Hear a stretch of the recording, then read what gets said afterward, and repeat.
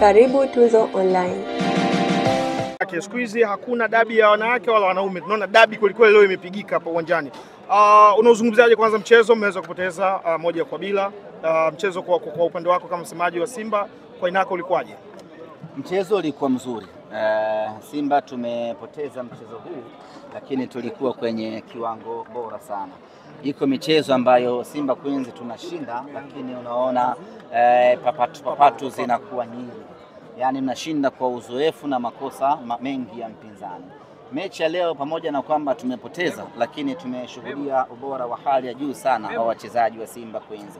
Na kama tungekuwa tuko clinical enough, hasa kwenye safu yetu ya ushambuliaji, tungeweza kuimaliza ama kuiua hii mechi kipindi cha kwanza tu. Kipindi cha kwanza tulikuwa bora sana, tumetengeneza nafasi nyingi sana, tumefanya kila kitu katika mchezo huu, lakini watu wetu wa mbele wakakosa nafasi nyingi ambazo zimetengenezwa. Yote kwa yote ikapelekea mchezo kuisha kwa Simba kufungwa bao 1-0. Sisi kupoteza bao 1-0 leo ni pigo kubwa, kwa sababu linayumbisha malengo yetu ya kupigania ubingwa msimu huu.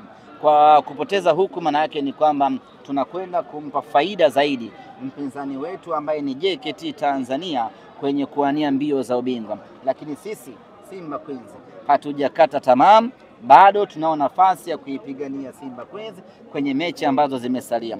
Na uzuri ni kwamba wapinzani ama mpinzani ambaye tunapigania naye ubingwa, kwa maana ya JKT Queens, bado tuna mchezo naye mmoja mkononi. Kwa hiyo mimi na yeye, kwa maana mimi na JKT ama sisi na JKT, ndiyo mechi itakwenda kuamua nani aondoke na ndoo msimu huu.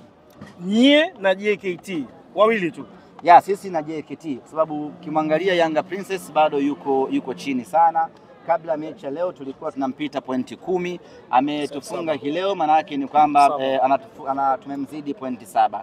Pointi 7 ni gap kubwa sana kwenye ligi kama hii yenye ushindani. Kwa hiyo JKT kabla mechi leo tulikuwa tunamzidi alama 2. Kwa kupoteza huku, yeye akishinda mchezo wake, maana yake anakaa juu kwa alama 1. Kwa hiyo vita rasmi inakuwa ni baina ya Simba Sports Club na JKT Queens. Kwa Yanga Princess leo hiyo wameweza kushinda, wanacheza sana kwa uwanjani. Furaha ile ni kumfunga mtani na sio kwamba labda kuelekea katika kuchukua ubingwa. Sijajua wao furaha yao hasa ni ipi, lakini always timu ndogo inapoifunga timu kubwa lazima wapate furaha kama hiyo. Timu ndogo inapoifunga timu kubwa lazima wapate furaha kama hiyo. Lakini kwa maana ama ukiniambia wana ndoto za ubingwa ni ngumu mno.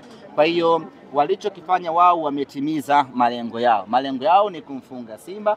Kwa hiyo wana kila sababu ya kusherehekea, na hiyo ni hulka ya timu ndogo. Anapofanikiwa kuifunga timu kubwa lazima aselebuke. Sisi tunarejea katika uwanja wa mazoezi na kuangalia mechi ya leo, pamoja na kwamba tulikuwa bora, lakini tumekosea wapi kiufundi na kuweza kuruhusu bao 1.